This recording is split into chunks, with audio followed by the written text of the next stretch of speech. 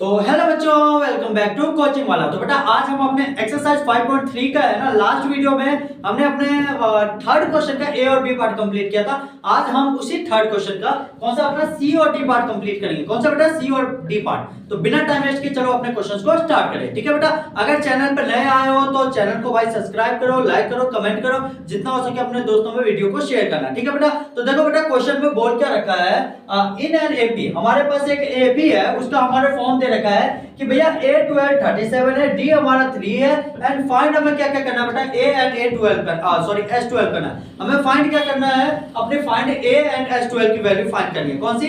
A और S12 की। अब देखो क्या क्या दे रखा है, A12 दे रखा है, A12 की वैल्यू 37 दे रखा है, तो A12 को तोड़ोगे तो A प्लस में 11D करोगे। हाँ जी भैया यही करेंगे, इक्वल टू में मैं 37 लिख दूं। हाँ जी भैया लिख सकते हो, कोई दिक्कत नहीं है, कोई डाउट नहीं है। समझ में आ गई बात? बहुत ही इजी है। देखो अब A की वैल्यू हमें फाइंड करनी है, तो A प्लस में 11 मल्टीप्लाई में D की वैल्यू कितनी है बेटा? 3, तो 3 इक्वल टू में 37। तो A प्लस में 11 3 जा 33 इक्वल टू में 37। तो A इक्वल टू में 37 माइनस का 33 करूंगा तो A की वैल्यू कितनी आई बेटा? अपनी 4। बात समझ में आ गई? A की वैल्यू पता चल गई, D की वैल्यू पता चल गई, A12 की वैल्यू पता चल गई। अब हमें फाइंड क्या करनी है बेटा? अपनी नॉर्मल सी S12। तो S12 फाइंड करने के लिए क्या करूं, n/12 ब्रैकेट में A प्लस में AN लिख दूं। हाँ जी भैया लिख सकते हो, कोई डाउट तो नहीं है? नहीं होनी चाहिए, बहुत ही इजी है। तो भैया देखो S12 फाइंड करनी थी, तो n की वैल्यू तो पता चल गई भैया, 12/2 ब्रैकेट में A की वैल्यू कितनी होगी बेटा? A की वैल्यू हमने फाइंड की थी 4, तो मैं यहाँ पे लिख देता हूँ 4 प्लस में AN की वैल्यू कितनी थी बेटा? AN मींस A12 की वैल्यू कितनी थी? 37, लिख दिया 37 ये ब्रैकेट क्लोज। अब देखो 12/2 मल्टीप्लाई में 37 प्लस 4 कितना होगा?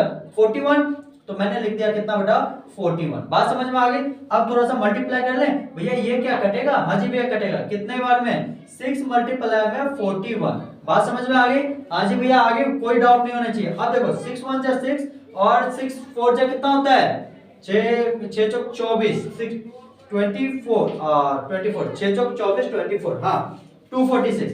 अपनी ये क्या आ गई? आंसर आ गई S12 की। बात समझ में आ गई?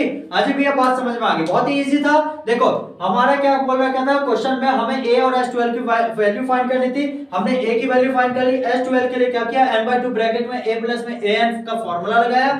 हमारे पास n की वैल्यू पता थी भैया, 12 पूछा गया, 12 टर्म तो 12 लिख लिया अपॉन में 2 ब्रैकेट में A की वैल्यू फाइंड किए थे 4 आई थी, प्लस में AN की वैल्यू हमारी कितनी थी? 37, लिख दिया 37। दोनों को कैलकुलेट किया 41, इसको कट किया तो 6 आ गया, 6 मल्टीप्लाई में 41, इन दोनों का मल्टीप्लिकेशन करोगे तो ऐसा कितना आ गया? 246 आ गया। क्लियर है?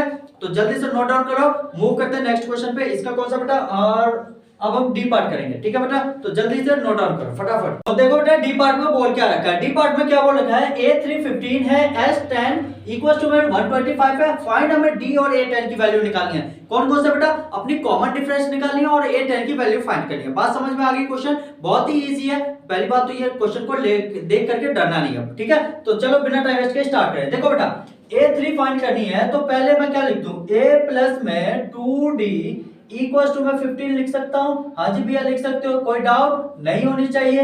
ये हम इसको क्या फर्स्ट इक्वेशन मान लेते हैं। बात समझ में आ गई?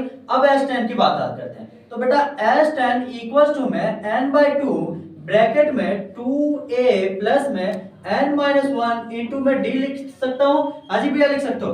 S10 की वैल्यू कितनी है बेटा? 125, तो 125 इक्वल टू में n की वैल्यू देखो यहां से पता चल गया बेटा कितना आ गया? 10, 10/2 ब्रैकेट में 2A प्लस में 10 में से 1 जाएगा तो 9 मल्टीप्लाई में D आ जाएगा, मींस 9D आ जाएगा। बात समझ में आ गई? हाँ जी भैया। अब देखो ये कटेगा, 5 आ गया।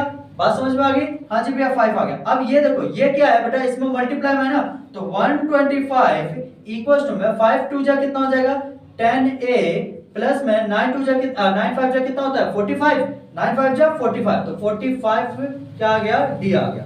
अगर नहीं तो आप इस 5 को यहां से डिवाइड करोगे तो कितना आ जाएगा? 25। कितना आ जाएगा? 25। तो ये हम डायरेक्ट कर लेते हैं यहां से, 25 इक्वल्स टू में क्या आ जाएगा बेटा? 2A प्लस में 9D। बात समझ में आ गई? इसको हम क्या मान लेते हैं? अपनी इक्वेशन 2 मान लेते हैं। क्या मान लेते हैं बेटा? इक्वेशन 2 मान लिए। बात समझ में आ गई, बहुत ही इजी है। हाँ जी भैया देखो, अब इक्वेशन 1 मिल गई, इक्वेशन 2 मिल गई, अब क्या करना है, अपनी नॉर्मल सी सब्स्टिट्यूशन मेथड लगा दोगे। तो देखो बेटा पहली इक्वेशन क्या थी, a प्लस में 2d इक्वल्स टू में 15 एंड सेकेंड इक्वेशन क्या थी, 2a प्लस में 9d इक्वल्स टू में कितना है बेटा 25, तो मैंने लिख दिया 25। बात समझ में आ गई। अब इक्वली करने के लिए मैं ऊपर वाली इक्वेशन में क्या 2 से मल्टीप्लाई कर दूं, हाँ जी भैया 2 से मल्टीप्लाई कर दूं, तो नई इक्वेशन क्या बन जाएगी, 2a प्लस में 2 2 जा 4d और इक्वल्स टू में 15 2 जा 30, ये अपनी इक्वेशन थर्ड नई इक्वेशन बन जाएगी।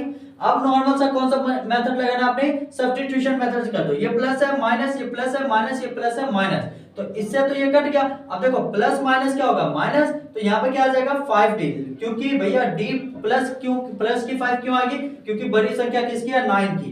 ये देखो इक्वल्स टू में प्लस माइनस माइनस, माइनस का क्या आ जाएगा बेटा 5 आ जाएगा।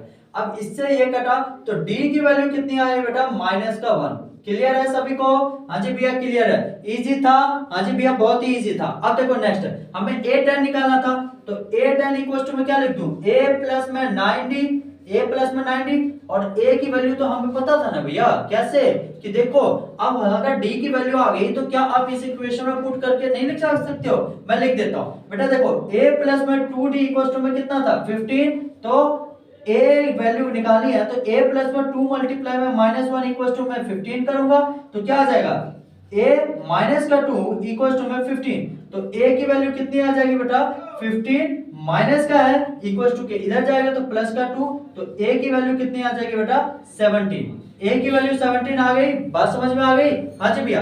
अब देखो यहां से तो 17 प्लस में 9 मल्टीप्लाई -1 करूंगा, तो 17 माइनस का 9 इक्वल्स टू में a की वैल्यू कितनी आ जाएगी 8, मींस a10 की वैल्यू अपनी कितनी आई है बेटा 8 आई है।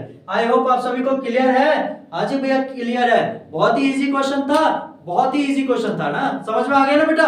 तो देखो हमारा सी और डी पार्ट कंप्लीट होता है, मिलते हैं नेक्स्ट वीडियो में जिसमें हम इसका नेक्स्ट पार्ट करेंगे, ई एंड एफ पार्ट पढ़ेंगे। कौन सा बेटा ई एंड एफ पार्ट, ठीक है। तब तक अपने इस वीडियो को अपने दोस्तों में शेयर करो, जितना हो सके लाइक करो, कमेंट करो और चैनल को सपोर्ट करो, ठीक है बेटा। मिलते हैं नेक्स्ट वीडियो में जिसमें हम इसका नेक्स्ट पार्ट करेंगे, और जिस बच्चे को ऑफलाइन सेटअप पढ़ना हो तो वो डिस्क्रिप्शन में एड्रेस दे दूंगा, वहां पे आकर के विजिट करके पढ़ सकते हो बेटा, ठीक है। चलो बाय बाय।